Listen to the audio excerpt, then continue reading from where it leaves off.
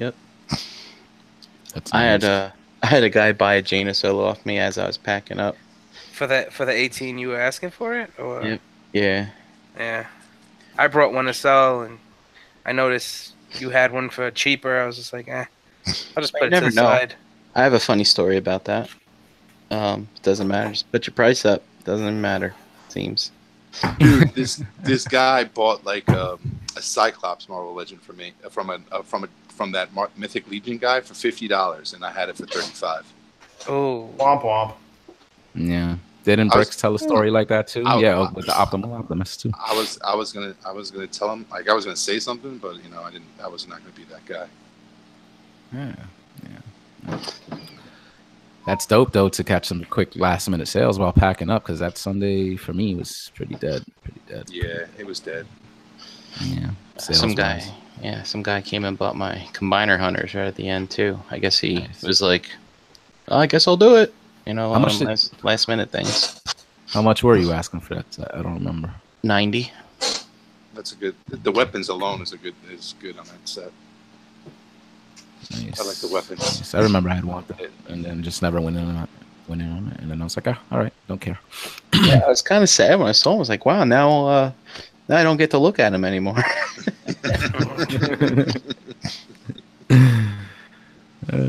All right, what's up, everybody, and welcome to the newest podcast on the Realm of Collectors YouTube channel. And then just say that we're now the flagship podcast on the channel now. I think we got to run with that. Let's run with that. Welcome to episode 34 of Breaking the Mold. If audio is your preferred platform, we got you covered. We're on iTunes and Google Play. I prefer to listen through Podcast Addict, or we're available on all podcast pushing platforms. If you find us there, please remember to leave us a 5-star review, as it really helps the show out. If you're watching us on YouTube, please like this video and subscribe to the channel if you haven't done so already. And hop into the live chat below. We're going to be shouting out members of the chat squad during the course of this live stream. Tonight's episode of Breaking the Mold is sponsored by Crashbox Customs, the official Mezco supplier of the Realm of Collectors. Visit Crashbox Customs on social media for all your Mezco 112 needs. Mention the word Realm when ordering for a surprise gift with your purchase. Also, don't forget, guys, Rockbox pre-orders are still live over at realmofcollectors.com all the way up till September 3rd, so just under 2 weeks left. We're over 60% sold through the inventory, so please get your pre-orders in while you can. You have the choice of getting it shipped to you, or you could pick it up in person at the International Realm of Collectors meetup going on at TFCon Chicago 2018. We're offering you a choice of white or black for the included t-shirt, and if you can't decide, you can order both for one killer deal. So for those picking up their box in Chicago, you'll also be entered. You'll get 2 entries into the $200 giveaway from Agabucks.com. You must be going to TFCon Chicago to win that prize if you're a lucky winner. So remember, pre-orders in while you can. If you want to get those boxes, they're $50 picked up for a single shirt, or $60 shipped domestic in the continental US. Double shirt rock boxes are $75 picked up, or $85 shipped in the continental US. Contact Pinkerton for international shipping rates. Remember, pre-orders are live until September 3rd, or until we sell out. So get them in while you can, guys. All right, I'm Harrick and BX. Let's say what's up to the rest of the crew. First up, the guy that's not showing his face tonight, Energon Addict. How you doing tonight, Pop? Hey, what's up? Doing everybody a favor. Keep my grumpy face off the screen. $5, Dave. $5. See, just tell the truth, brother. When you were in between Dom and Gary, when they were about to throw down and shit, one of them just caught you with the elbow, right? You catch a little shiner, maybe? You know, if that was a true story, one of them would be missing a testicle at this point. But yeah. That leaves Dom with none. Sorry, Dom. I told you not to tell anybody I got one nut. You just did. You sold the world. I'm chilling, man. Still recovering from the long weekend. All But 26 people. I hear you, man. I hear you. I'm right there with you. All right. Next up, the analyzer, Brian Brink. How you doing tonight? Hey, I'm doing good. I have recovered, getting some good sleep in. Dave kept me up all night Friday, and then actually Dom didn't make a peep on Saturday. He's a quiet one, that guy. But yeah, so we're all good. I'm happy to be here with you guys again. That feels like we just met and hung out for a while, and we did. And someone interrupt me because I'm fucking going nowhere with this. So. So was I that All much right, of a pain in the ass, Yes. Brian? No, you weren't. But it is. I'm sure we'll get into it later. But it was kind of funny. The first right. night. Cool. He was a good roomie. All right.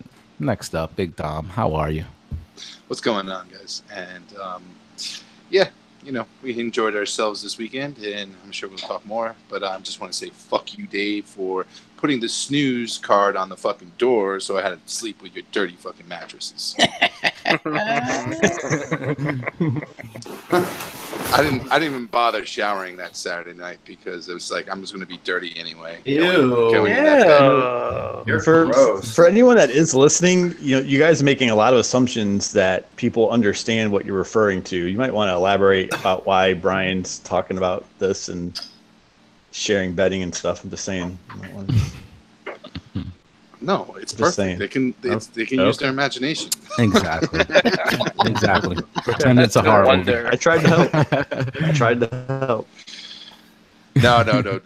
Friday night, Dave hung out, stayed in Brian's room, and I hung out on Saturday night. So Dave slept in a little bit Saturday morning and put the snooze.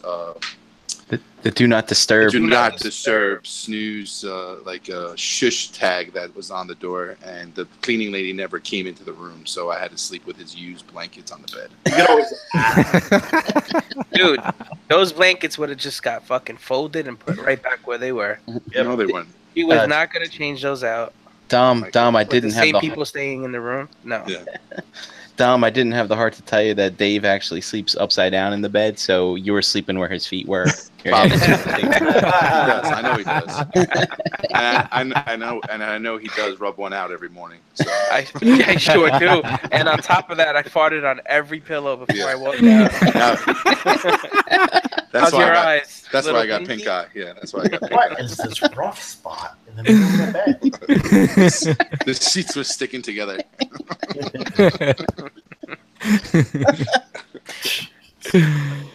Oh shit! All right, Had a good all time. right, Had a good time. Had a You good guys time. are gross. Sounds like it. It sounds like it. All right. G Money, what's up? What's going on, man? We any show, so NJCC, I think any toy show, any convention people go to, you see some pretty outlandish things. Some you wish you could unsee, some that you are surprised and impressed with that you see. Cosplay, dioramas, displays. But nothing will beat the drive from breakfast on Sunday morning in which we saw a squirrel run in the street with a yogurt cup stuck on his head. Wow, that's right. You brought it back, Dude. Freaky. So we, got up in the morning on Sunday, got some breakfast at Cracker Barrel, and we're driving back to the venue for NJCC. And I'm driving the truck, and Jose's up front, and Dave's in the back. And I see what looks like an animal bounding in the grass, like jumping up and down on my right-hand side. And then it looked like garbage. It was a side street, so I wasn't going too fast, able to stop. And sure as heck, it is a squirrel with his head stuck in a plastic yogurt cup. And he's running like right in front of me. So I stop. He runs behind my truck. The car behind me stops. Luckily, he didn't hit me because it was fairly abrupt. And then the three of us turn and we're watching in the back. A third car is coming. The squirrel's still running in the street. Third car straddles the squirrel. And either the car or the wind or the motion actually finally got the cup off of his head. And then he was able to run the rest of the way across the street safely. So it, for a good, it all happened in probably 30 seconds, honestly. Yeah. That was a freaky 30 seconds though. Yeah. It was bizarre. And the three of us had nothing but compassion and fear and concern for the squirrel. And I'm thinking, okay, I'm going to go pull over and whip a U-turn. And one of us is going to have to try and get this thing off its head and not get bit if it's still stuck there. But no, it was, I don't know, not what you expect to see every morning. So it was an interesting start to the day. For sure. Awesome. All right, JD, how you doing tonight, man? I am doing spectacular. How about you guys? All is well. I mean, damn you, meatbag. No, I'm just What are you messing with there? What are you messing I with? am messing with Gorgo Aetherblade that I picked up on the show. Him and Ilgar, It's a mythic. Mythic. Mythic slide. Have you recovered from the weekend's festivities? How you feeling? Mostly, we got back Sunday, probably around 6:30. We unloaded everything, and then we were like, "Oh, well, let's grab some toys, and we'll throw a movie in, and we'll lay in bed, play with some toys, and whatever." We sat there, we opened like one toy, and the next thing I know, she's grabbing a toy out of my hand because I'm. She woke me up. So I'm laying there like holding the toy. She took it out of my hands, and I just proceeded to go back to sleep. And we woke up at like 5 a.m. So we actually fell asleep. It was probably like 10:30. Woke up at like 5, and then went back to sleep, and then wake up till like 10:30 Monday. So and then we just played with toys all day. It's pretty cool. Nice. Yeah. And we're still Sounds not done. Still like 4 boxes of shit that we gotta go through. Yeah, that was a pretty impressive haul pick I saw in the group. I just didn't post mine, but most of the stuff is bent up, so I haven't even messed with it. I just put it like kind of like away to the side and kind of like Dom, what he was mentioning, like he didn't unpack his car. So I've been kind of lazy on that front too, but I do need to pull some of that stuff out to mess with like the pickups. I did opened some of that retail stuff that I got from Dom and Brian, so thank you. Oh, did you assemble your Abominus there? Oh yeah. Not yet. I was gonna do it last night while listening to ETR, and then I was just tired, man. I was listening to you guys, had the wrestling on the TV, and I was just kind of in and out of sleep. So I was gonna do it, but I didn't do it yet. So maybe tomorrow or tonight once this podcast is over. So now, do you have perfect effect feet and hands ready for that, or are you just going to? Okay, good. Yeah, I don't have the ones that are like the right color for it, but I'll get those eventually. But I do have extra pairs, of those sets of hands and feet. So and I'm gonna actually mess with the Volcanicus set first though, because unexpectedly I got the transformed Dreamwave kitten today. So and that shit looks good. I just opened it up real quick, hands and feet, the way they're colored, and all the little weapons that you get. It's really nice for the price. So. I'm still trying to recover from the weekend. I wish I would have took Monday off and just kind of relaxed, but it's fine. Just the normal grind of the work week. And happy to be here with you fellas. I'm having a drink and hoping to have about 3 or 4 of these in me by the time we're finished tonight. So all right, we'll see how it goes. Shout out to the purple drink, man, and Bricks. He brought. I was like, maybe next time bring like just one more bottle, because I think the last time we didn't finish it. This time he brought 3, and we killed it quick on Saturday. You know what I'm saying? So maybe like one more, that would have been the sweet spot. So next show, Bricks, if you're listening, please. So one more. Let's get into it though. Yeah, one more. Well, one more 2 liter. Two more. So it's two more liters. Yep. So, all right. So let's get into the weekend, guys. NJCC. I know, you guys got into it last night on ETR. All of us had the experience of actually selling at the show. So, with that comes a bit of responsibility, and, it doesn't allow us to kind of mingle as much as we want to, or even explore the show floor as much as we want to, because we have to, deal with the customers and stuff like that. So, how did you guys find that balance this time with this show? Were you able to find a decent balance as far as between work and fun at this event? And how was the event for you guys overall as far as the retail aspect? I'll go first. Yeah, it was all fun. It wasn't work.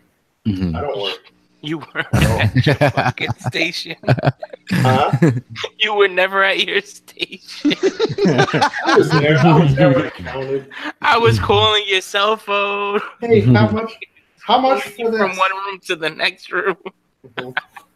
It just timed out that way. I don't know. Mhm. But yeah, I mean, I don't know. I try not to look at anything as work. Just try and have fun, regardless. Even like my daily job, it's fun. It's not work. I'm going to hang out with people and do this or that. You know.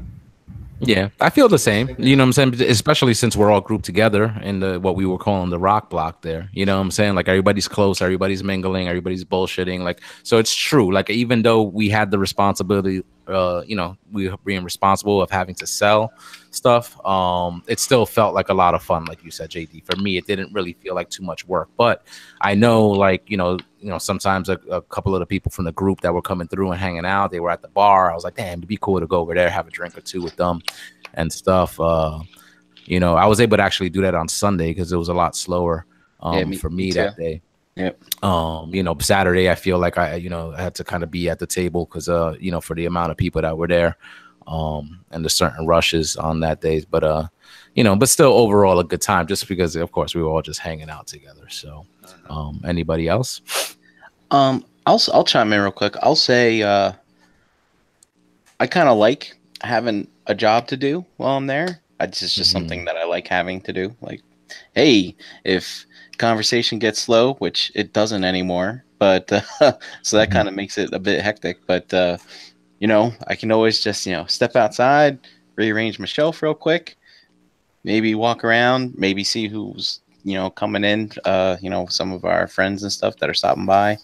But no, I kind of like it, but I do get a little flustered in the morning. I don't know if you guys try to talk to me in the morning, but I got to get the thing set up, and I'm not satisfied until it looks just right. And unfortunately, Gary helped me on Sunday, and but once I get that stuff organized, just the way I like it, it's I feel kind of proud of myself. Look at me, I made a storefront, yay! I know, kind of thing, and and so that's pretty cool. But it was nice staying at the venue this time. Like when I was able to finally wake up, it's nice to just, I actually set my clothes out the night before for the morning and stuff. And I was as quiet as possible, trying not to wake up Dave. And you just get up and just roll downstairs and get to work. And it's kind of cool. But yeah, I even tagged everything ahead of time at home, so I didn't have to struggle doing that in the morning. And still, it's just still just trying to figure out how to display that stuff. It's just it's something I haven't mastered yet. But I don't know.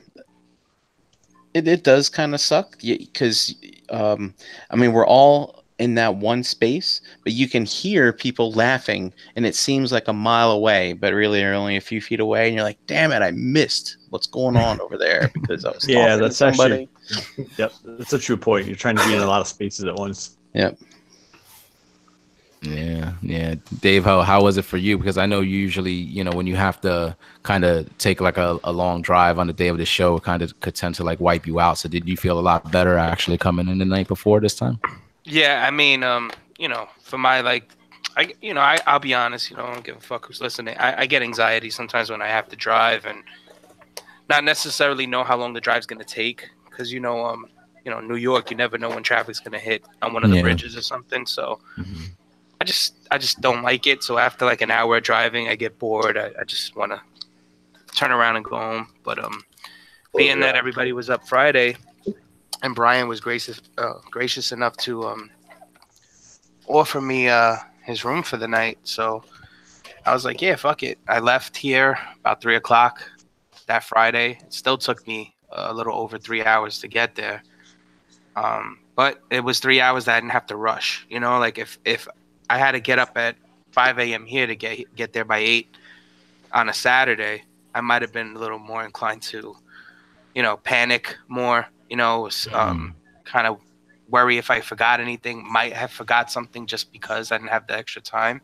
Yeah. But like Brian said, man, being there and staying at the venue was cool too, because I literally got up at 6:45, showered again, got dressed, went downstairs by like 7:20, and everybody was already set up. I set up in the next 20 or so minutes by the time I said hello to everybody, and I was ready to go. Because, I didn't bring as much as everybody else, so I just shared a table with Gary, so it wasn't like I had to do some big kind of display. But, definitely, I definitely would do the same, as opposed to driving up, that early and just getting there early.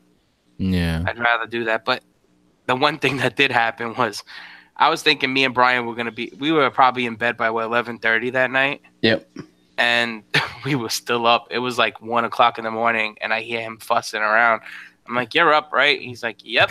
I'm like, Yep. Me too. I mean, we were talking before that, but then eventually, the conversation was like, "All right, we should get to sleep. We've been talking for about 30 minutes or so." And we both got quiet. But meanwhile, for the next hour and a half, 2 hours, we were both sitting there just trying to sleep. That's right. I was laying there with my eyes closed. I'm like, nope, not asleep yet. Yeah. Nope, not asleep yet. Nope, not asleep yet. Come on, damn it. Needed more gin and tonic. Yeah. Probably should have drank. I should have taken another walk outside, but Yeah.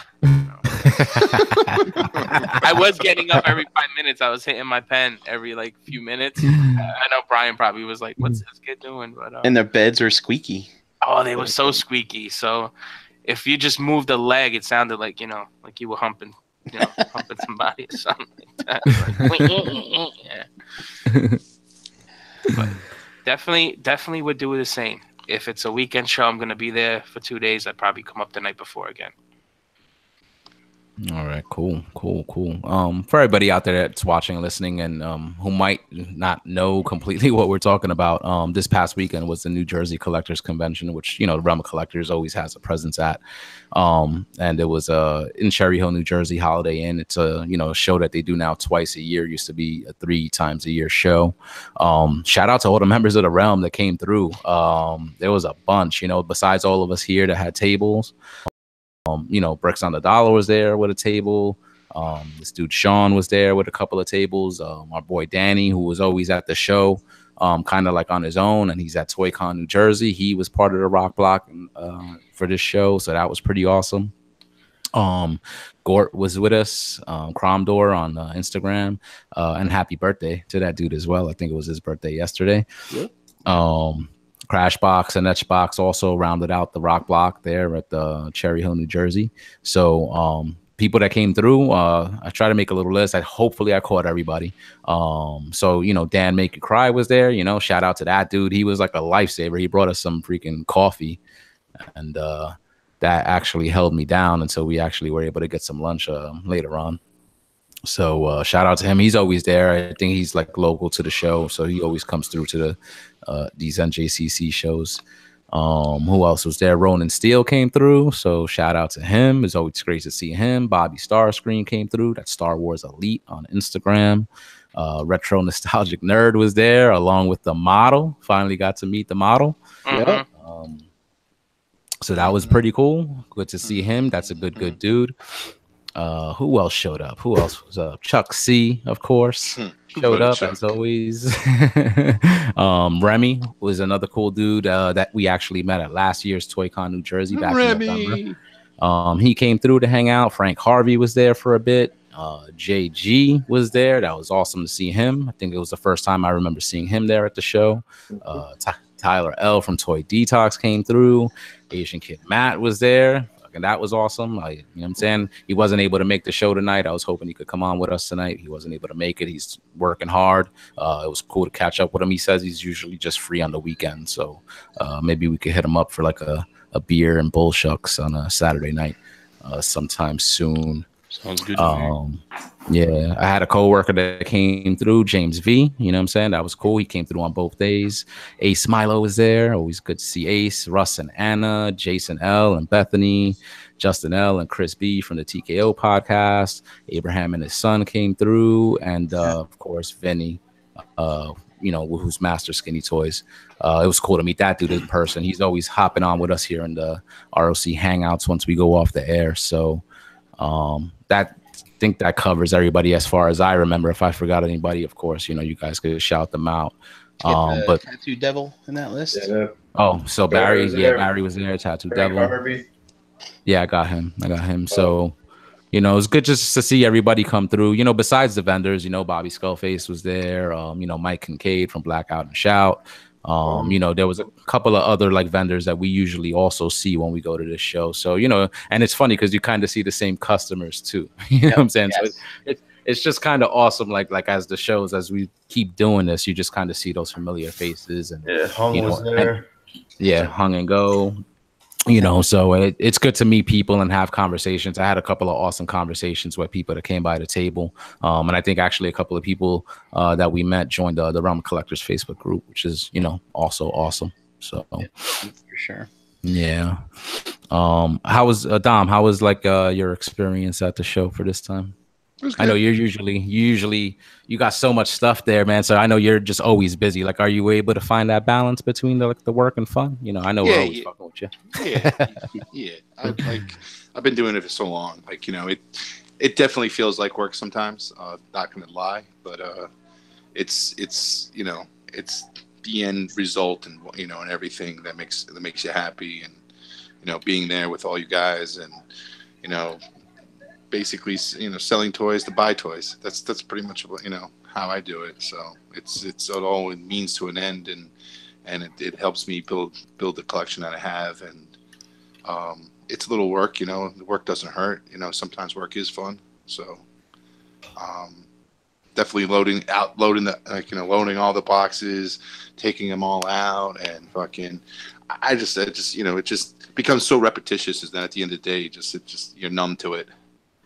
Yeah. Eventually, you're just running through the motions and going through and just setting it up. And I've set up so many tables in the past, so it's like routine. I know exactly where everything needs to go and how the boxes are set up, and I use the same boxes I've been using for the last 3 years, so I know exactly how they go in the car and everything like that. So I remember you were saying like it's like playing Tetris sometimes. Right? Yeah, like at the end, I've I've been consistently using the same 6-7 boxes. So like if there's different stuff in the boxes, but at the end of the day, I know those boxes will fit in the car. But then at the end, when I could fit a little bit more things in, that's where it gets kind of fun and Tetrisy, and you have to fill all those nooks and crannies in the car to make sure you get as much as possible. But it's like but at the end of the day, you just put it all out. You try to make it look nice, so it's appealing, and so it draws people to your table, like Brian has been speaking about. Constantly rotating your stuff, keeping it appealing. Some people do walk around and see your table, see an item that they might like, but haven't spoke to you about it. And then if you move that individual item somewhere else on your table and they don't see it in the exact same spot that they saw it before, they might hesitate and go, well, where is it? And come back and find it, and things like that. It's always little tricks in the trade that you can learn. But I always find, I remember when Dave, when you guys were talking about that you couldn't fall asleep and stuff, I always felt like I've constantly, every show I have ever done, I have a hard time falling asleep that night, but the night before, because it's like Christmas. It feels like Christmas. It's just, it's like, you're so anticipated to go out, get things going, and meet up with your friends and do a show. Like every BotCon show I did, every TFCon show I did, I always had a hard time falling asleep the day before. And and that sleep is crucial because you're going to be busy the first 6 hours, driving down, unpacking the car and doing all that good stuff. So yeah, man. Dom, you had 0 sleep the night before Saturday. Yeah. Like I was procrastinating. I didn't pack it. I wanted to pack a little bit every hour for the beginning of the week. I never did. Friday, I finally said, you know what? I guess I gotta do it. So I got home from work, and I just started packing. I ended up finished packing my car, loading my car by 1:30 in the morning, and I was like, okay, I took a shower, ready to go to bed, and then all of a sudden, I said I wanted to leave my house by 4:30, so I had a good maybe two hours of a nap that I can take, Oh man. Like again, like I lay down just like you guys did and couldn't fall asleep, and then all of a sudden I looked up and the clock said 3:45, and I was like, I'm not going to go to bed. So I just got up, washed my face, brushed my teeth, and headed out and grabbed a couple last things that I had that I thought that I forgot to pack in, and just put it in the car. Made a stop at McDonald's, got myself a breakfast sandwich, right, Brian? Yep. Dude, I went without my ritualistic sausage, egg, and cheese McMuffin, so it felt weird. But yeah, old habits die hard. It's always fun to get one of those. It just brings back a lot of memories when I was a kid too, because that was kind of my breakfast of choice. But it's fun. It's like it's just a great time. I wanted to get there early to set up early, and then have some time to walk around and get that kind of enjoyment and seeing what was out on the floor before the 8 o'clock early emission rolled in. So I was able to do it. I kind of had everything packed. It was 7:30, and I was like, you know what? I could stay here for the next half hour and price things, but I know like 8 o'clock rolls around and the doors open, and it's not like it used to be. Like it used to, like 8 o'clock when it used to it used to be a bum rush of people, and then like 10 o'clock general admission came, and there was another bum rush of people that came into the place. So it's just not like that anymore with this show. I don't know why. I don't know what the factors are. I don't know whether it's because it's a 2-day show. We can have that discussion later this show or other shows. But at the end of the day, it's just you don't get that bum rush. That the aisles are not packed anymore like they used to be. Unfortunately, the funny thing is, in the April show, it was March show this year. It was the same way, but like I did better in March. I definitely did better in March than I did in this show. But it had the same feel. It had the same feel. It was about the same amount of people. It's just that it turned out like people were willing to spend a little bit more in March than they are in August. So tax money, baby. Tax money. So Exactly. Yeah.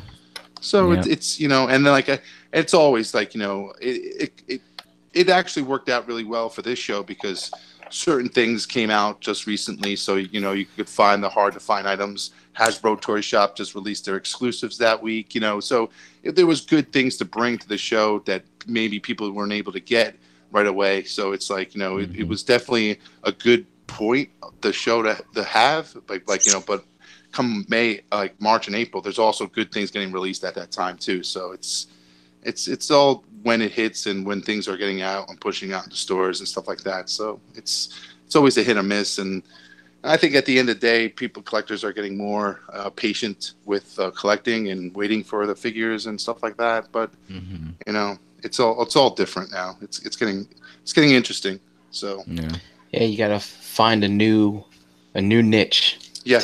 To make a profit at these shows. Yeah, because it's like I heard a little bit of yesterday's show. There is a lot of Marvel Legends out there, and rightly so because Marvel Studios has been primarily kicking ass in the movie theaters everywhere. So it's like you would expect everybody having Marvel Legends because it's in the forefront right now.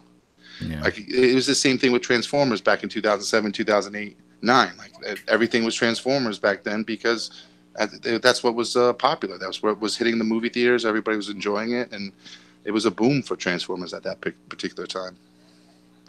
Yeah. So I remember walking into that room, and there was just nothing but Transformers and a bunch of Transformers. Not a lot of Marvel Legends and stuff like that. So it's cycles. So it'd be interesting to see what happens. But like Brian said, like you have to be a little bit different. You have to be a little bit doing different things than what other people are doing because it gets very competitive as a seller's perspective. So. Yeah. I know I didn't personally do as well as I did at the March show. So and the attendance did seem to be like a bit sparse, like especially like on Sunday. Like I'll agree with you, Dom. Like it did seem kind of like that same kind of rush of people on Saturday. And that was the day I did well. But it was just like you said, I guess people were just willing to spend more, in the spring and it is, that's tax season. Yeah. So it makes sense, you know what I'm saying? So, I mean, did anybody else feel like the show was not as good? Like for you, like, was it the same for you guys? And Like I know for me, I'm gonna have second thoughts as far as like if I'm gonna continue to sell. Like I might just maybe do the spring show, leave the summer show as more of like a hangout like type thing. I'm not too sure. I'm gonna have to kind of make some decisions. And I definitely did better at spring show. Yeah. you did too. I mean, this Okay. was only my second show selling, but comparatively, I did better Okay. last time. This is my 10th show selling there, and like I said, the spring show is always the best show. And Dave is right. Dave is right. It's tax season. People are getting money in their pocket, and they haven't spent it yet because summer hasn't started, and they could splurge a little bit on things that they necessarily wouldn't buy at the end of the year. You know what I'm saying? Mm-hmm. So let me ask a question. When we were selling there that one time and we were against the back wall, we were in the back room, but we were against the back wall where like Hong and Mike and Kay were. Yes. That was a fall show too, correct? Yes. Yes, it was. And I know that I did not do very well at that show. Mm-hmm. And I did much better at the spring show. I mean, I did okay this show, but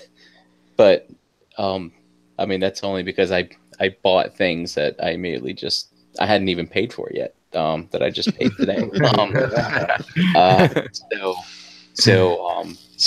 I mean, if it wasn't for those exclusives that I brought, I wouldn't have sold, half as much as I did. But yeah, I guess that end of summer is just not a good time, right? So the first time we sold, I believe, was in a November setting, right, or a fall setting when Brick scored us those tables in the lobby, I think. Yes. So, and I remember we all did very well that show. Mm-hmm. So perhaps For maybe some last minute thing for sure. yeah, remember. We were all hyped. We're like, oh, we're gonna do this next time. We're gonna do this again. Yeah. That's what started it. So spring and fall are good. Summer, not so good. Do you guys think that it has to do with the stuff we're bringing too? Because I mean, I can only speak for myself. Like I'm bringing stuff that I essentially don't want in my collection anymore. I'm not bringing many, things that I basically, sought out to buy, thinking I was gonna be able to flip or whatever the case may be. I'm bringing stuff that I don't want. So the more I go, the less I have. So what I'm trying to say is like what I'm bringing now might be the bottom of the barrel. So maybe I'm not doing. I did okay, but I'm just saying like next show, if I was to bring what I have now, I probably wouldn't sell much because it's like basically crap nobody wants. It's not all the hot items that people might be looking for that I once had. I would say, Dave, you're absolutely right. It's what you're bringing, and it's also the customer that's coming. Like you have to have that perfect match. I was talking to a dealer, and he's telling me he had a great show because one customer literally bought him out on this whole collection that he had, and he made a really decent amount of money. So like, it just sometimes you never know. You got the right stuff and you got the right customer, and at the end of the day, that that happens, and it could turn out to be a great show for you.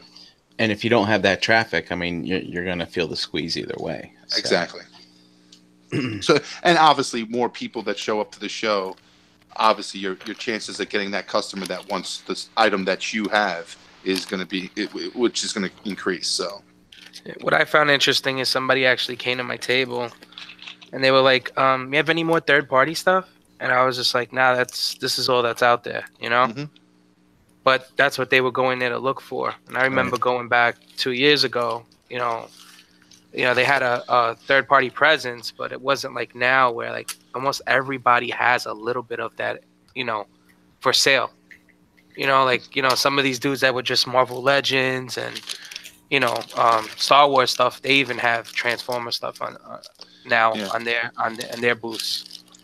And we tend to forget too, guys. Like there's new people coming into this collection that are being introduced to third party that are trying to fight to get those figures that we acquired over the last 2-3 years. So so like they're coming into those shows, and knowing if they even see one third party or even Hung selling his third party and what his selective choice that he has right there. Like they're going to look for more, looking for their heart to get stuff. So they're expecting that, and You know, at the end of the day, sometimes they'll come up short, and maybe they'll be lucky and find it. And that's why it's essential sometimes to even come in early or get there early, because some of those vendors might have that, and then it's going to go away, like the Willis's and, you know, all that stuff that's hard to get. I think some guy had the Insecticons from Fans Toys, and I think basically for retail, right? Yeah, $5 more than retail. Yeah, and he sold them. So it's you know, it's like, you know, getting there early is an advantage, because some of those hard to find third parties tend to you know, disappear. Yep. Yeah, Dave, people are asking me about it too.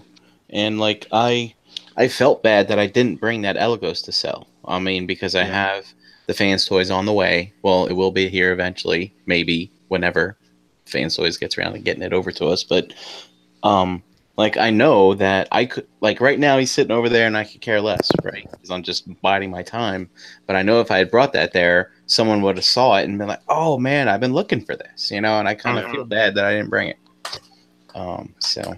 And I remember talking to Dustin. I had my Voltron set, the classic Voltron set, and it was a sealed classic Voltron set.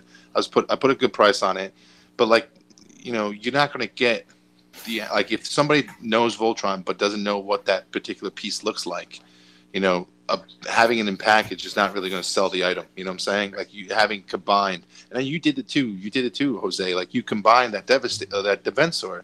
You had it in individual parts, and you say, you know what, maybe I can combine this thing and make it look more appealing, and maybe somebody will buy it to the way it looks. So, and I you know, and Dust was like recommending to me, like, you know, "Oh, do you have one on your own?" I'm like, "Yeah, I have it at home. It's all, you know, it's obviously in Voltron form." He's like, "Yeah, you should have brought it and put it up, and so these people see what it looks like."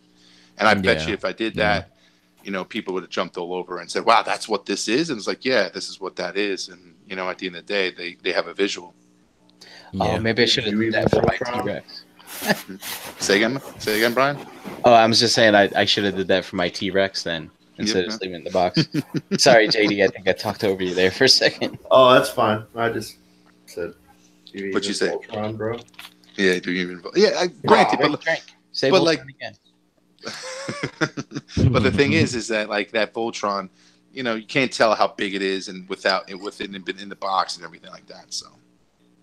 Yeah, that's right. That was a really good price you had on that. That was way under what you would pick it up at retail for. Yeah, and like, and the funny thing is that, like, you know, you know, I'm going to take that into consideration next time. Like, you know, if I'm trying to sell sets like that or combiners like that, maybe bring in your own piece so you can show it off so that people can see what exactly it is. Yeah. So, it is a testament to that, though, because once I did put that Defensor together, it didn't sell, but a lot more people were came over about the piece. Yep. So it's true. It's merchandising like anything. It was interesting for me for this one. I'll just share. Anyone who knows me, you know, I don't have to wait for a show to try and sell something if I don't have interest in it anymore. And I was certainly motivated, and I won't bore anybody that does listen to us or you guys again, but, you know, anyone who collects, and when you're moving, you know, whether it's just be moving to a different apartment or, you know, a new house, or if you're doing a big cross country move with the new, you know, job, or, you know, family changes and out of state, it makes you really rethink how much stuff you really, really need, and almost kind of reset. So the stuff that I had, it was a pretty wide range. You know, as collectors, we always end up with some odds and ends here and there, and a couple other stuff, you know, duplicates maybe, or, you know, stuff that you thought you bought cheap enough to maybe you could sell it for a little bit. My mentality this show for me there was just, I don't want to take it home with me. To the point where, like, I don't know, what did I have, like 6 items left, Dom? I'm like, Dom, just buy me out and put them on your side and flip them like 2 tables away, because I was really just kind of done with it. And at the same time, I really probably didn't enjoy going and searching at the show through the other vendors very much, because I was trying not to bring more stuff back with me, you know, that I had just recycled for this particular time, for, you know, just for what I had going on, because I didn't want to pack it and have to move it and stuff again. But what I will say are 2 things. So I was in between Dave and JD, and look, everyone's being pretty humble now, with the exception of JD. But Dave, Dom, Brian, everybody gets a little worked up, you know, setting stuff up in the morning. Like that Saturday morning, I'm trying to make the rounds, give the guy hugs, and hey, what's up? Good morning. And I drove in Saturday morning, so I got there probably about 6:30. I left my house at about 3:15.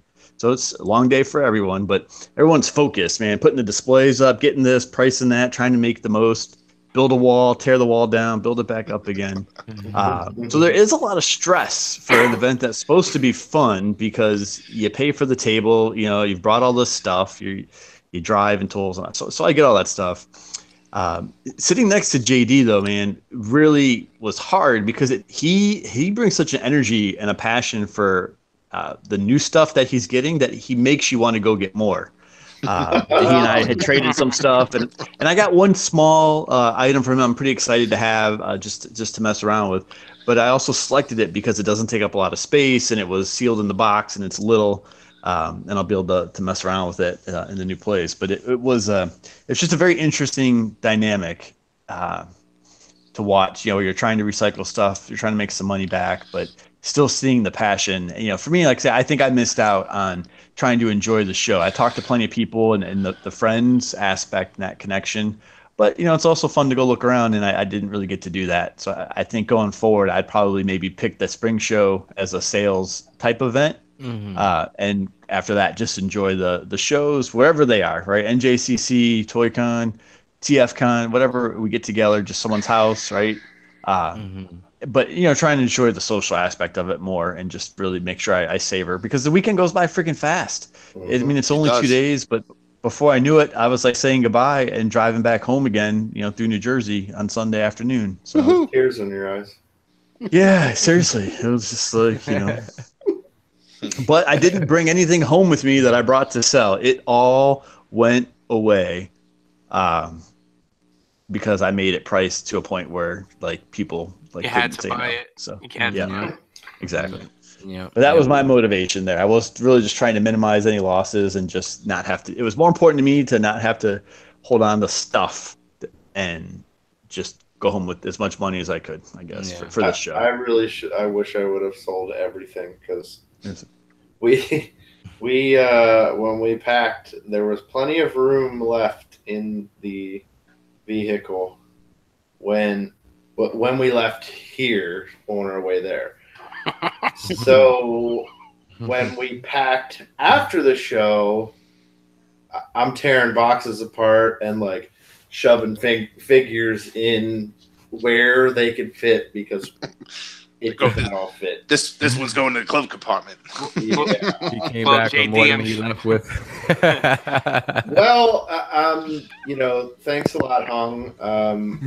You know, there was. Well, I'll thank Gary too. There were 2 huge items. That's true. That were that took a lot of space up.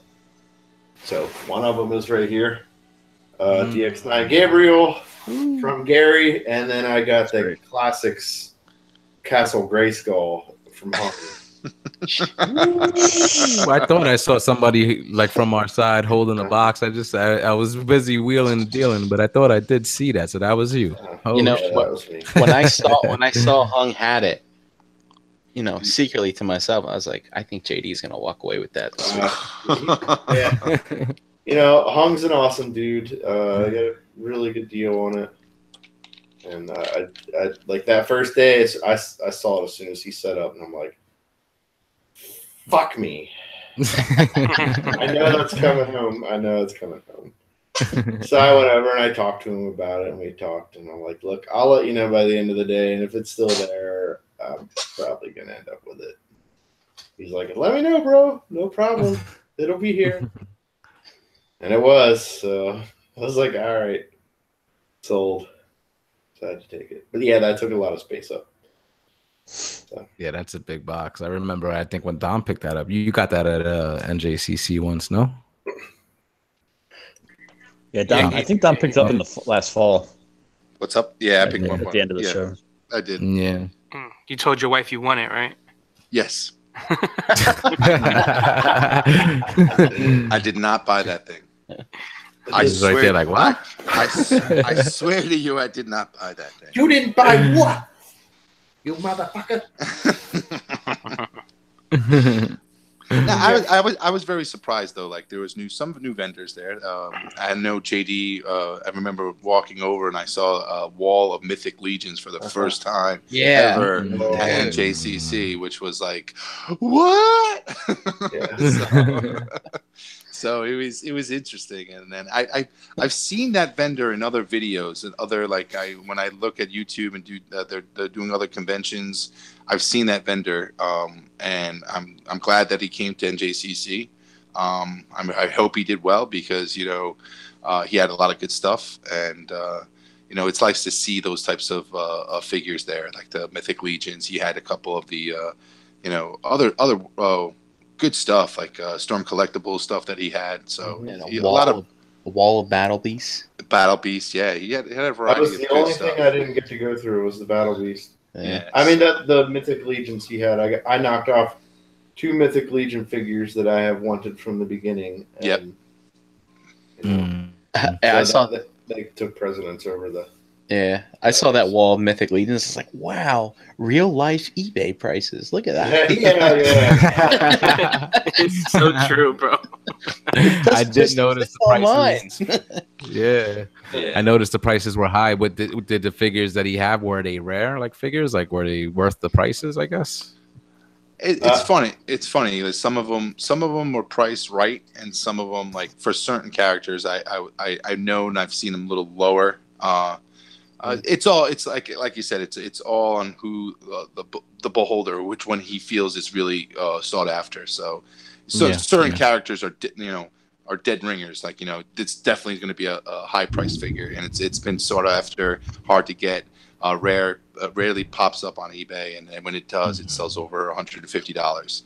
But it's they're don't get me wrong, they were these Mythic Legions are not cheap when it comes to the secondary market. So yeah. I'm just. You guys get Chris into that? I think he was Chris. You know, I was gonna say poor Chris. Poor Chris. We all keep getting a fuck you. But he had a good icebreaker, so he got a set of figures for a good deal, and then it definitely broke the ice for him. So and he got a troll.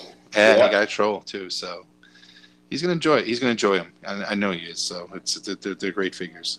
Yeah. Realm of enablers, as we say. Just pulling them down that rabbit hole. Hey, did any of you dump a particular toy that you were hoping to dump at the show? Sell, that is, I mean. I did, actually. I got rid of most of all my leader class Transformers, like Combiner Wars and Titan Return stuff. That's a good thing because those are big boxes too. So I got rid of one of the statues that I had, and I got rid of that black Unicron. Now all that stuff I actually traded for, so I didn't actually sell it, but I traded all that stuff for a San Diego Comic-Con Jabba that was graded, and the Ben Kenobi with the little table thing that was graded. That's cool. So I got those two, and they're all sealed in acrylic cases. And so it fair trade by my book. I might have actually made out. Actually, I don't know. Okay, those Star Wars pieces that you picked up that were graded, is it older stuff or newer stuff? Yeah, they're older. It's older. Right, older graded. Like a couple years. And I'm going to tell you guys, those acrylic cases at those sizes are a pretty penny to do to grade those figures. So it takes a lot of it's a lot of money to grade figures, especially at those those size boxes. So I think you made out, JD. Yeah. Regardless of what they were, JD has this dude. You have this knack at a show of finding stuff that no one else even sees until you own it and you come back with it. Well, that's why Dave kept having to call me, and everybody's like, "Where you at? Where you at?" Because I'm looking, I'm hunting for shit, Because I wasn't gonna leave there empty-handed. I didn't want to.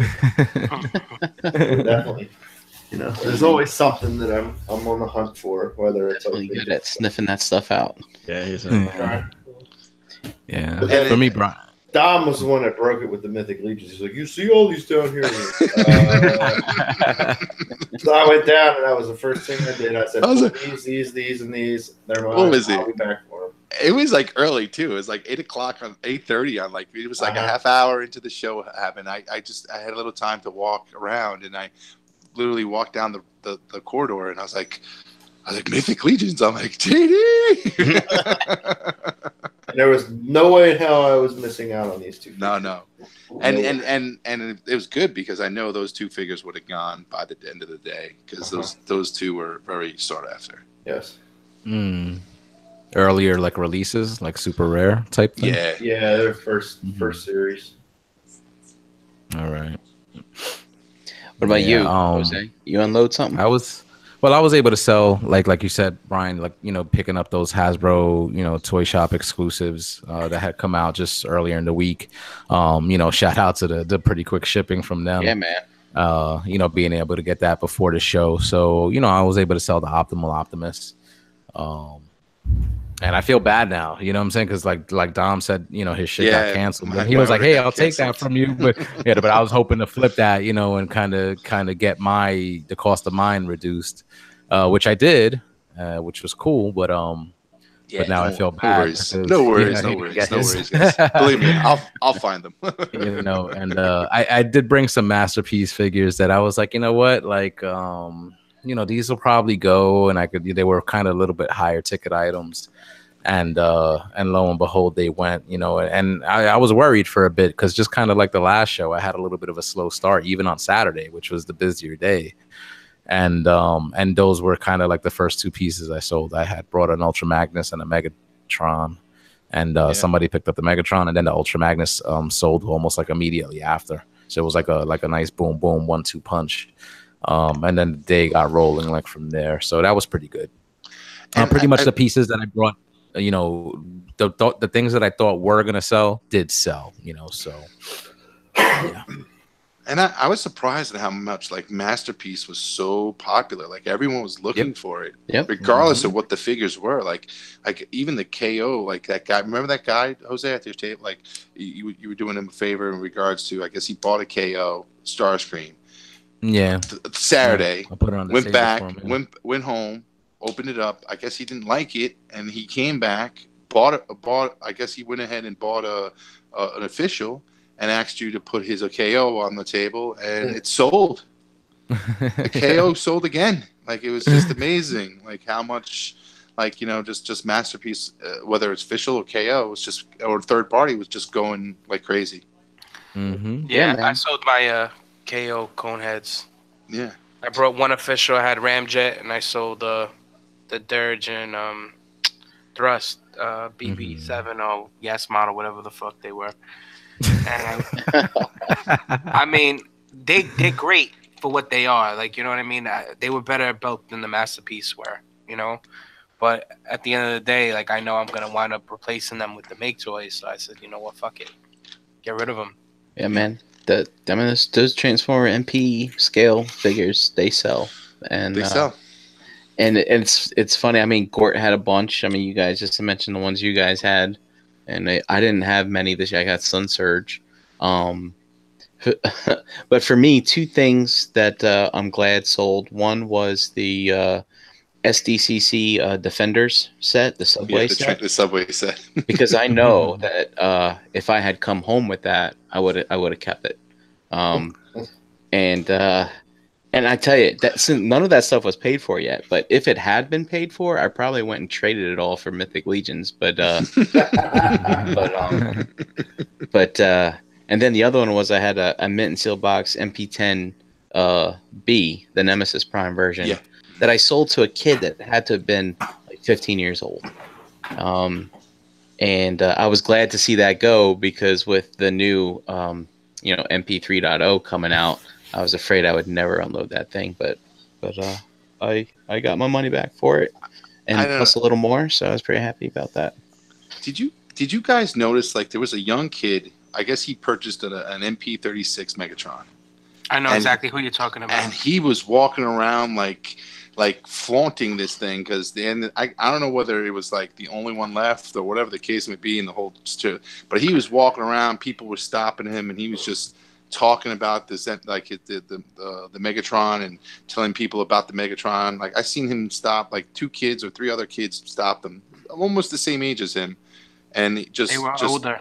Yeah, they were a little older, right, yeah. Dave? Mm-hmm. And they were just, he was giving them this little kid, like giving him knowledge and just spitting out like all this information and everything. I'm like, holy crap! He had to be like 13. He goes with his dad, right? Apparently, he must know hung. I mean, the kid might have grown up. Oh, I know what you're talking about. Mm-hmm. We didn't recognize him from when he was younger, but he came to that show on a mission. He got his Megatron, and like that was probably mine that he bought. It was a kid, like with his dad. It was yours. It was Chris. That was mine. Okay. So I know Chris had one, so and sold his, right? Yeah. So he's telling these 2 kids, he's like, yeah, if you get the MPO5 mold, that one's all big and stupid, and it doesn't really look like him. And if you compare this to that one, right, Dave, right? Yeah. I was like, damn. I was like, this kid's 13. I was like, I think that he just repeated my sales. Looking good.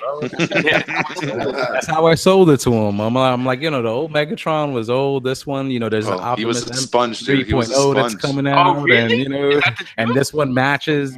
So everybody's looking for this Megatron. Is that what you did for real? Yeah, I mean, I remember spouting that at least once or twice trying to sell that thing. So he must have heard me or picked up on it. But whatever you told him, man, he was sold, and he was literally verbatim saying them to any. He was getting people to stop. People were stopping him and just like, well, where did you get that? Or like, and they were just, he was just spitting some knowledge. It was crazy. He walked by Dustin's Sun Surge that was on my table. Mm-hmm. He literally went. He was like, that one's trash, and walked away. Like, like he didn't give a fuck. He must watch Bobby's show. Yeah, he was over there. I think he was a fan of Bobby. I think I walked him over to Bobby. He said he was a fan. I was like, oh, he's here. Do you want to meet him? And he was like, yeah. And I took him over to Bobby's table. He seemed happy. I think he got a picture and stuff. But it's always nice. It's always nice to see younger kids like that just embrace the G1 figures, characters. Granted, like they're reintroduced every freaking cartoon show, but like them seeing whatever cartoon show they've been watching, whatever they grew up on, they take the time and they actually go back and they catch what G1 was about, and even if they went to go catch Beast Wars, whatever the case may be, but seeing kids go back and watching the older Transformers and falling in love with them as well is always nice to see. Oh, speaking of Beast Wars, anybody see any like Masterpiece Dinobots for sale or anything like that? No. I Shit like that would sell though. Like if they could get some vendors that sell that stuff retail. I mean, those guys would go in there in that convention and make a killing. Yeah. Mm-hmm.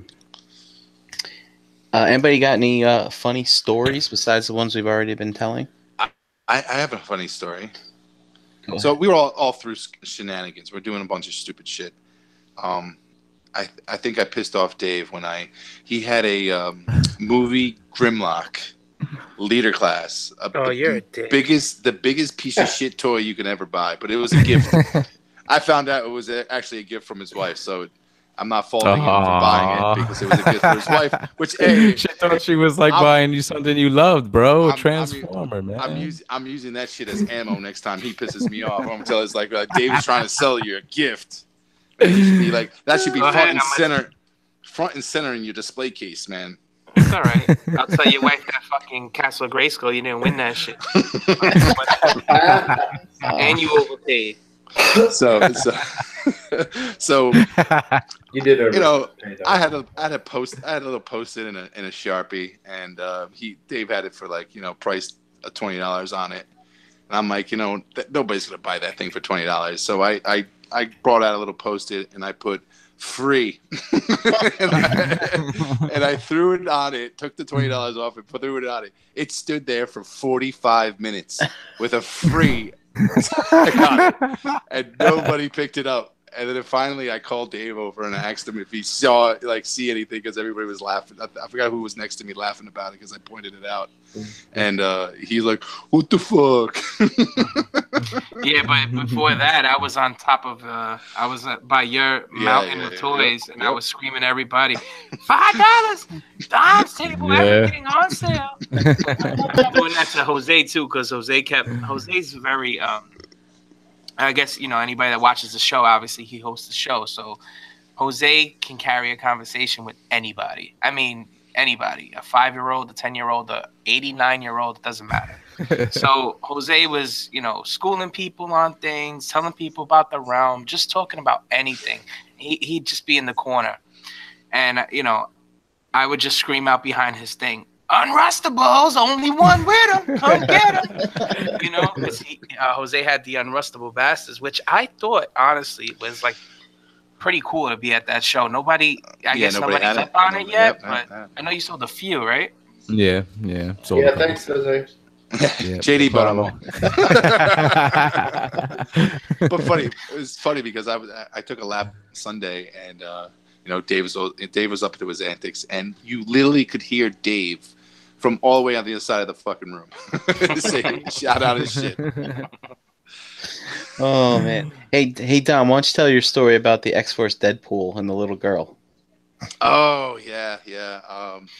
So there was a family, young little kids, and a mom and dad, and it was funny because before they ever approached me with interested in any thing on my table, I overheard them at I think JD's table or somebody else's table, and the two little kids were talking, and they were saying, I think we can negotiate with these people. And I'm laughing my ass off like inside, and all of a sudden the little boy wanted the X-Force Deadpool, and his sister walks up and goes, the same tactic like we said on the show last week. She comes in and she's like, I only got $25. Would you do 20? Like it was priced $30. She's like, I only got $25. Would you do $25 for that figure? I'm like, is that the only? Is that the last $25 that you have? She's like, yeah, it's my last 25. I'm like, sure. Does mommy don't have another $5? And I'm like, he's like, no, the toy is not for me. It's for my brother. I'm like, okay, so is it your 25 or is it his 25? And so I was playing around with them. Of course, at the end of the day, I couldn't say no to a cute little kid like that, and and it was funny because they were there, not just Saturday. Weren't they there Sunday too? They were walking. They showed up Sunday, yeah. Yeah. Mm-hmm. So yeah. Meanwhile, I was gonna say, they bought a lot. I think they bought a lot of stuff that day. Meanwhile, Dom's telling me this story, and I'm like, I got that same figure for $20 over here in mine. And that was when it was like really slow. I was like, damn it. Yeah. And it turns out I had my stuff stacked too high that I didn't see it all. And it's good to have things low, guys. Low where kids can see. Yeah. See, it turns out a lot didn't listen to the tips from last week, because even I remember Brick saying like he sold his Throne of the Primes for $120. Yeah. I was selling mine for $100. I think Brink had his for like $90. You know what I'm saying? So talk about like not shopping around, not for the best. Yeah. I've witnessed it too. I saw a guy buy a Marvel Legend figure for $20 more than he should have. So it's just like I said, like those toys. Those toy shows have a lot, and a lot of people have the same stuff. So it's always it's always valuable to you to go look around real quick and make sure that you're getting the best price for that you can get. For sure. If anybody's out there listening, please hit that like button. Do us a favor, slam it for us. Yes. I know we're always joking about like the rock swap. You know what I'm saying? It's almost like, why do we get these tables? You know what I'm saying? Like, let's just go and just trade each other, our shit like we usually do. So I know a bunch of us had some things to trade off. Does anybody want to share? Ooh, can I go first? Mm-hmm. Go ahead. Yeah, you could. All right. So I know everybody that if you're watching, you're probably part of the Realm Collector group. You probably saw Vinny's wonderful dio that was done by Crashbox Customs and Bobby. It was beautiful. But I'm not trying to steal his thunder, but JD made me just the throne portion of Jabba's. Yeah, you showed me, thing, Dave. That was beautiful. And it just came out fucking amazing. And I just thank you, JD, once again. Me and JD, we do that. Like, I had a few things on my table, and JD's like, "Ooh, I want that," and I'm like, "All right, take it." He's like, "Oh, can you put that on the side for me?" I'm like, "Sure." Put it on the side. So he's like, "Oh, so what do you want? How much you want for this stuff?" I was like, "Dude, we don't change money, man. Like, you and me don't change money. I don't have an artist hand or vision." I work for toys. Yeah, so he works for toys. That's my upcoming custom on something or another. But JD, thanks again for that throne. That shit was dope. At the same token, I want to thank Chris and Dom, my Mezco pickups. Dominic was gracious enough to bring me that stuff. I don't remember if anybody else brought me things. I think this is the first time Gary didn't bring me something. But I did. I brought you something. That's how quickly you forget. I did. What was it? So Lego Voltron. Fans Toys pieces. Oh, that's right. My bad. The swoop pieces. Sorry. See, Gary, Oh, the knees, the knees that I needed. But I will say this, Gary. This is the first time I kind of stopped you from buying something. You did. That's true. You're usually the good angel on my shoulder telling me, "Don't do it, Dave. You don't need it." And I did that to Gary this weekend because he almost picked up a Mezco Punisher. And he was like, should I get it? And I was like, no. I was like, you don't need it. And he's like, you're right. I was like, oh shit, it worked. It was true, yeah. You needed to just be talked off that ledge. Yeah, but and that rock swap thing, Jose, what you talking about, man. But we already give good deals to, our people that are buying, our customers or the people coming to the show. And when I say good deals, I mean $120 figures for $70, for $60 if you ain't got it. Like things that are a little outdated, but if somebody's looking for it, we're not charging that eBay price or but between us, like it's always like, all right, for you, it's already cheap, but take another 10 off. You know what I mean? Like that's the amazing part of it. Or like Bricks, just the minute I saw him, he's like, I have something for you. I'm like, what you got for me, dude? He comes out with an Ewok, a tiny Ewok out of his pocket. Nice. He's like, he's calling me Energon Ewok all weekend. And I was like, I like it, man. I like it. Energon Ewok. And I thank you, Bricks. Just little things like that. Anytime somebody sees something on somebody else's table and you're like, you really want that? All right, cool. Take it. We'll talk about it later. Like, it's not an issue about making that money between us. Yep. Yeah, I did that with Gort, like pretty much almost from the beginning, because and it's funny because I had this piece before. He had like the Combine Awards, like Devastator, like on the table, and I've had that and I sold it because I'm like, this is not good. But like now, that I got like the Titan class figures for like the past couple of years, and I got the Predaking and like my pile of loot. I'm like, damn, I kind of want to have that piece again. And so I was like, dude, I'll take that from you or whatever, like if it doesn't sell. And so like, and then he had like just a few other like little kind of like chugs and knickknacks like on the table. And I was like, it'd be cool to have that. It'd be cool to have that. So I was like, I might see you later for that. And then Brian already had stuff for me. He rounded out my Terracons.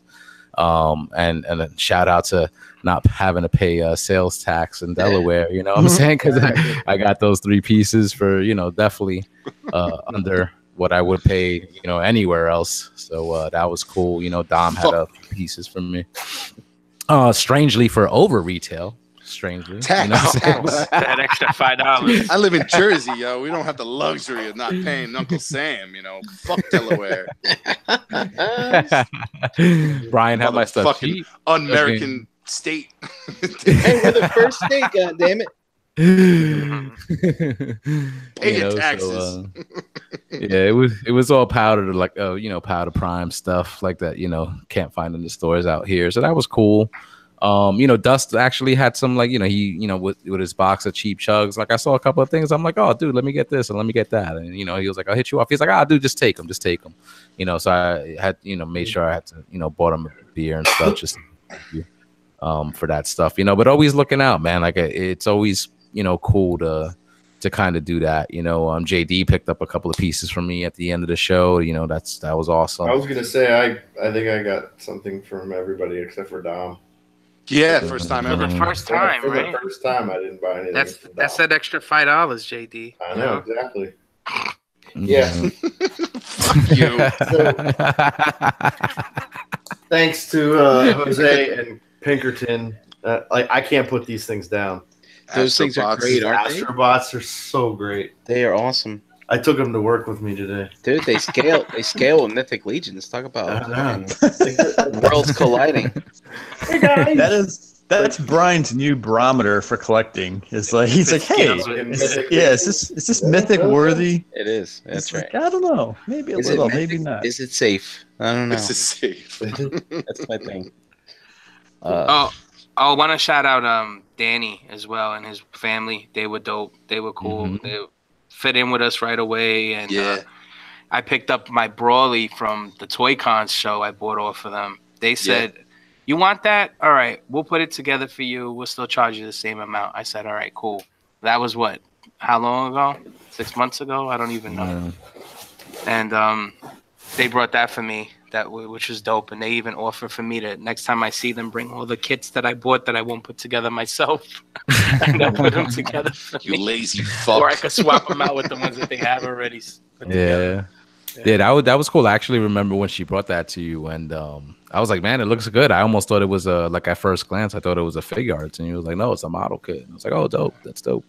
Yeah, they were really, really cool. And actually, he's like the point man for ToyCon because he does that show too. And I told him, since I thought this show was kind of slow, and I made money and I'm thankful, thankful for everybody that came by and bought stuff.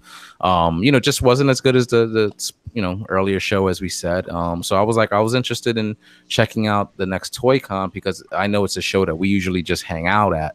But it's a bigger show. It's a bigger venue, probably more people, a lot more variety of stuff. So I definitely want to kind of just get a table for the next show just to kind of gauge how it'd be. And if that's a show I do well at, I might just make that the show to sell at and maybe hang out a little bit more at NJCC. Brian, though, I think you did have a good point, though, like about having something to do at this show. Because, as much as it's good to hang out and stuff, like there's no way I don't think we'd just be there and like chill at the show for as long as we do if we weren't selling stuff. Right. Do you guys agree? Well, I agree. yeah, I mean, and I've done it in the past. I've done it for at least 2 NJCCs. When I first met the Realm guys, like I would come to the show and I would walk around that show for the whole day, and it's funny back then. I remember like making like 2 to 3 trips back to my car because I kept buying all this stuff. You can't haul around 2 fucking armfuls of bags the whole day. But yeah, and if it wasn't for us, getting the tables for the Rock Island, we wouldn't be able to just chill back there, right? And have our friends and stuff come and chill back there with us. So I mean that we're kind of like renting a space to hang out, in some cases, and at least we get compensated, in the end, which is cool. But it would be nice to, pack up a bunch of empty bins at the end of the day. You know what I mean? You know what I would like to do next time, if it's possible, if we're allowed to use the electric in that room, is like put up a TV, maybe some video games or something while we're in there. Because I mean, there is some times where we have nothing to do. Where there's only so many times I could smack Dom in the back of his head and fucking. It's only funny the 5th time. After that, you're like. I have my Nintendo 3DS with me. You didn't offer it, so fuck you. 2 days too late, motherfucker. And hey, back to the Rop Stop real quick.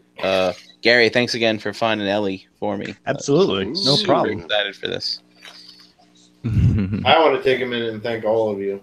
Brian, for the little torch and the wrestling stuff. Oh yeah, no problem. The armor. Gary for Gabriel and little explosion kit and Dracula. Yeah, but no problem. Dave for everything I picked up off your table and the extras, the figurines that you gave me, and it's awesome. No doubt. Got the Astrobot and got the whatchamacallits, the Unrustables from you. Hope you enjoy them. Oh, I do. Thank you. I got one person to thank. A special thanks. To himself. No. I like to thank Jane for keeping us fed and keeping us hydrated. She was the best. Yeah. I was going there next. Word. Definitely. Yeah. To bringing out the food for Chick-fil-A and making Starbucks runs. Gary, you made a Starbucks run. Thanks for like all that shit is like essential because caffeine and fucking chicken sandwiches definitely keep you up and keep you going. Thanks for stealing my thunder, Dom. Yeah, Dom. Woohoo! Hey, I just want to say, the next time we do this, and if there's a Starbucks run, someone come tap me on the shoulder because I want to get in on that. Oh. Word up. So it was a good weekend. It's just always good to look forward to those things and hang out. And like Gary said, it kind of goes by quick because by virtue of like what we're doing with the sales and all that. And but it's good. It's good. I'm just I'm getting to that point. Like for me personally, probably just not for anybody else. I know for me personally, I'm getting to the point where we're just kind of selling stuff that's in our collection, and I'm getting to that point where I just don't have too much to sell. So at least as far the things that I have, it's the stuff I want to keep. It's not really the stuff I want to get rid of.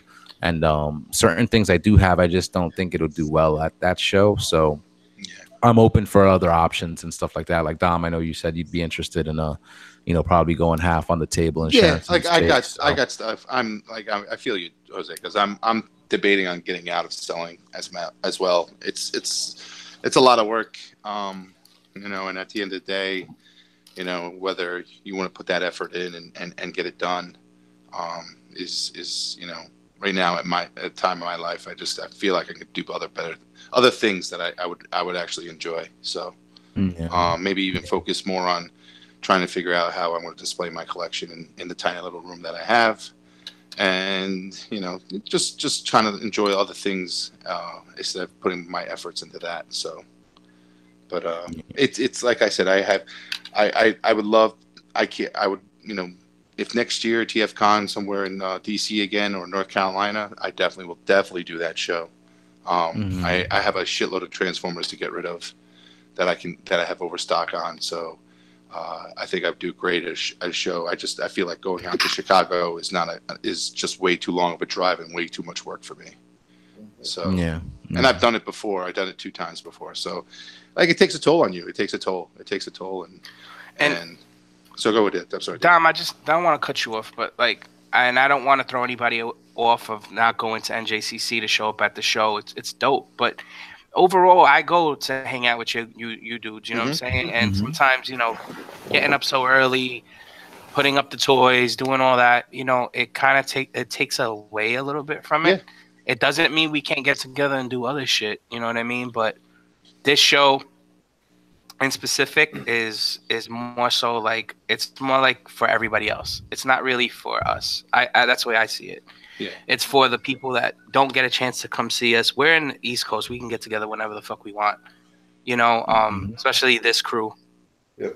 Not everybody can. So it was great seeing fucking Russ and Anna and Russ Jason and Anna, Mallory and Justin and some of the other dudes that we don't get to see as often, Gordon. I got time with everybody this time, which was for me the best part of the show. So I was bored sometimes. I wasn't selling or it wasn't much traction going on in the show, but at least I got to chill with my boys and see people that I don't tend to see every day in person, So and And on that note, Dave, I'm kind of like excited for Chicago because I'm not going to be selling. I'm going to just hang out with you guys. Yeah, exactly. Walk around, Yeah. fuck around, enjoy it. And because, you know, it's a lot of work. It's attention that you have to pay to, you know, you have to man a table and, you know, tend to customers and ask questions and all that stuff. And yeah, you're right. I actually neglected my table twice this weekend. Once on Saturday, once on Sunday to go get Buzz at the bar real quick. And we were holding you down. We held you down. And I got to have a conversation with Jason L. You know, sitting there, and I got to talk to Justin L. one-on-one for a little bit too. It was nice. I don't get, you know, it's funny. We talked about you know, even at Skullfest, right? We go down there, and it's like, oh, I forgot to talk to these people, you know, kind of thing. It just all goes by so quickly. So it was nice to do that. Any outsiders? You guys get any engaging conversations with outsiders? I've got a couple here. There's always a couple people that stop by, right? Because obviously we're making a big fuss, you know, we're making all this noise, and they're like, "What the hell are you guys doing?" And then we give them the spiel, right? You know, we show them the sign. Here's what we do and stuff like that, and then they start asking you like questions, like when you go see your teacher for office hours, right? I need help with my homework or whatever, right? They'll start, hey, what do you know about, you know, this line of transformers or this line of figures? And then obviously a lot of us are well educated because we live this stuff week in and week out. And so I got to talk to a guy about some older chugs, specifically Classics Prime, and he was talking about specific repaints and Fans Project armor. And you know, I was looking this stuff up for him, like in real time. Like, here it is. Here's a price you want to look for. That was kind of cool. And I was talking to another guy who was trying to like buy my my Make Toys Yellow Devi for like $100 because the Toy World was already 300 and it's so much bigger. And I was like, all right, look, buddy. And then we got to talking, and he's like, I mean, it's like apples to oranges, right? But we got to talking. He's like, I just got the Zeta Dinobots, right? You know, the old Toy World combiner. And he's like, will this scale with that? And I'm like, no, it's too small. And he's like, well, the Toy World's going to be too big, right? And I was like, yeah. And he's like, well, what am I going to do? I need a Devastator to scale with this. And I was like, you know what you need in your life? You need a Hercules in your life. And you know who's got one? There's this bald guy over in the corner selling his art. You go talk to him. And so, Joe KW, I sold your Hercules for you. I just want to tell you that right now because I was selling Joe's stuff. And so, yeah, he went over there, picked it up, and you know, things like that. It's, you know, it's fun little things. You know, talk to these folks. Yeah. Like I remember talking to a guy that was looking for those Combiner War leader class jet, like the Starscream, the Skywarp and Thundercracker off of JD's table because he saw that I had a Starscream and he saw JD had a Skywarp, but he was looking for Thundercracker, and he's like, I love these things, you know, I know they're remolds of the Jetfire, but I love the mold, and I love the fact that they did them in, you know, the Seekers, and I need all three of them, and I'm like, I know, I love them too, and I have them with the Combiner Wars Megatron, and they all look great together. And he's like, oh yeah, I'm going to put them all together myself. And it's just having those conversations and seeing exactly what, and it's just not always Masterpiece. It's, you know, it's also Chug and other figures that they like. Because I think there was one kid, right, JD? I think Chan. We were talking. We saw he had a Mythic Legion in his hand, and it was the first one he bought. And he's like, oh, I think these are cool. And we were just showing him like some of these customs, and Chan showed him the fucking dungeon and display that they're building, and he was just awed about, like, you know, where that particular line is taking you. Yeah. So it's amazing having those discussions with those individuals. Yeah, it's a great part. It's a great part of the experience. Yeah, I had those sorts of discussions with the boss fight people. Mm-hmm. They were asking us about, you know, and I know you spent some time there too, Brian, right? Say again? You spent some time by the boss fight people, right? Yeah. I got some Vitruvian hacks. I'm gonna make a post here as soon as the show's over. I bought a couple figures. I just want to try them out. They're great value for $25 a piece, and I went and talked to the Marauders guys. These guys are something, man. So they're using the same, hacks, which is what is it? Hyper articulated. Highly articulated character kit system. So yeah, it's pretty cool. And so they're making army dudes, but these guys, they call themselves the Marauders or whatever. Yeah. And so they've got like these I don't know, they're button up. They're like barbershop quartet type shirts or whatever, with their badges on and Marauders on the base. Guys are fucking serious, man, about selling toys. I'll tell you what. So I got to talk to them for a while. It's pretty cool. I bought some parts to build somebody. They only had torsos and heads. I'm like, what about the legs? They're like, oh, they're on the website. Like, need legs. But it's cool. You know what else was neat? They were selling 1/12 scale pistols, so I can finally give my Black Widow, my Marvel Legends Black Widow, some guns. So I'm pretty excited about that. Yeah, Give that babe a gun. It was nice to have those. I enjoyed every conversation that I had over the weekend.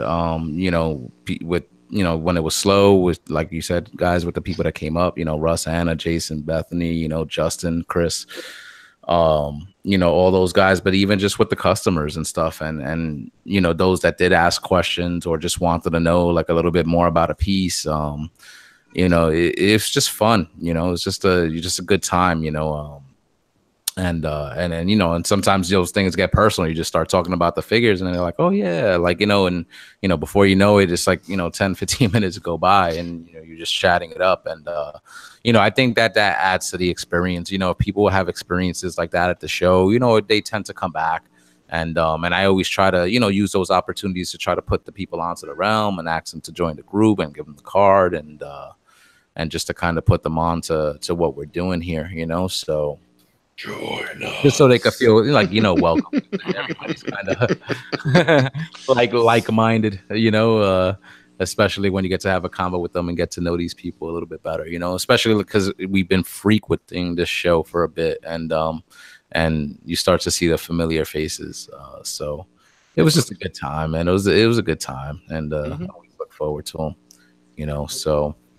I think we could wrap it up. We were going to show some pictures and stuff like that, but we're already at 90 minutes. So all those pictures, I know we went live a couple of times over the weekend, and I took some pictures. Dust took some pictures, so you could check those out in the Realm of Collectors Facebook group. Got a lot of people in there. Everybody that came through, you could see who came through, had a good time. Shout out to Jason L with the edit with the group shot. Yeah, man. You guys saw I was because I wasn't present for the picture. He made me Professor X. That's pretty funny. Yeah, nice, dude. And it's funny, we get all wrapped up. It's like, dude, all we have to do is get together real quick on Saturday, take a picture, and it takes 5 minutes. But we forget because we just, like Gary said, we're just working too hard. Yeah. Yep. So I'm pretty sure I was pooping. I think I hit you up. I'm like, dude, picture, but everybody dropping the deuce scattered. And there was a couple of people trying to roll out, so it's like, all right, come on, let's just do this so nobody gets held up. But yeah, man, that pic is so funny. So shout out to him for that. Check that out in the Facebook group and get yourself a laugh. So. All right, that'll be the show for tonight, guys. Before we head out, let's get some where you at. We will be continuing, of course, with the R.O.C. Hangout once we go off the air.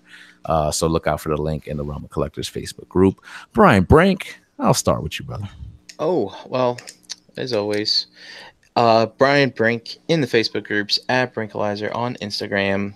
I need to get back to posting a few pics on Instagram. I have some normies that follow me now, so I'm like a little gun shy. So you gotta block them right away once you see it. I think maybe I will block them, then unblock them. Is that how it works? All right, Big Dom.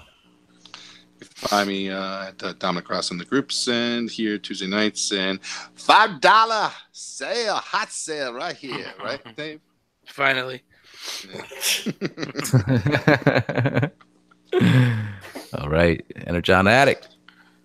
Yo, find me here on Tuesdays. Find me under Energon Addict on Instagram, David Colon in the Facebook groups. Hope everybody has a good week. Hope you have a good week. Thanks, Poppy. Save it for the after show. G Money. What's up? Gary Allen in the Facebook groups. And yeah, that's it. That's it. No. You got to Instagram your G Money 1010 on Instagram. Yeah, Get him I a do, fucking but coffee. I haven't done anything with it yet.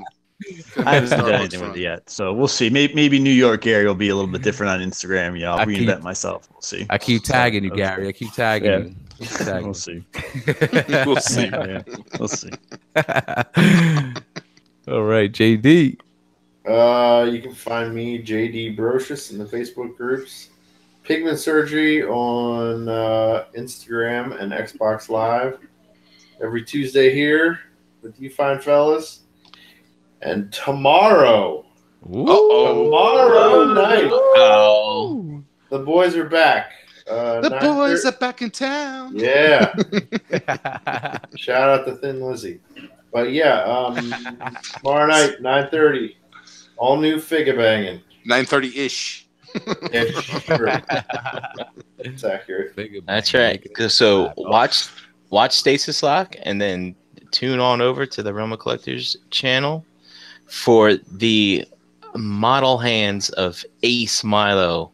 His creamy white hands to manipulate sexy a figure. All new digs. Trey, we got a new setup now. All new episode. Yep. Tune in to find out what the super secret figure will be. God, 9:30 p.m. Eastern Standard Time on the Realm Collectors YouTube channel. Totally gonna choke. No, you'll be fine. You'll be fine. The first time. Like a virgin.